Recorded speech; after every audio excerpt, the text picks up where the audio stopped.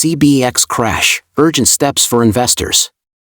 Are you a Cbex investor reeling from the recent market volatility?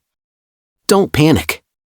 This video outlines crucial steps to protect your investments and navigate this turbulent time. First, take a deep breath and objectively assess your Cbex portfolio. Understand your current holdings, their performance, and your overall risk exposure. Knowledge is power in times of uncertainty. Remember, all investments carry risk. Cbex, like any exchange, is susceptible to market fluctuations. Don't let fear drive your decisions. Instead, focus on understanding the underlying causes of the crash and potential recovery scenarios.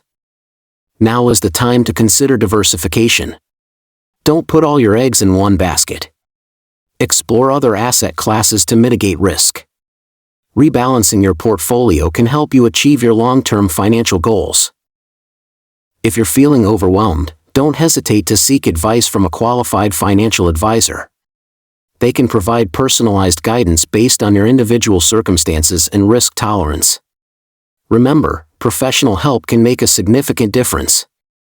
Stay informed about market developments, but avoid constant monitoring, which can lead to impulsive decisions.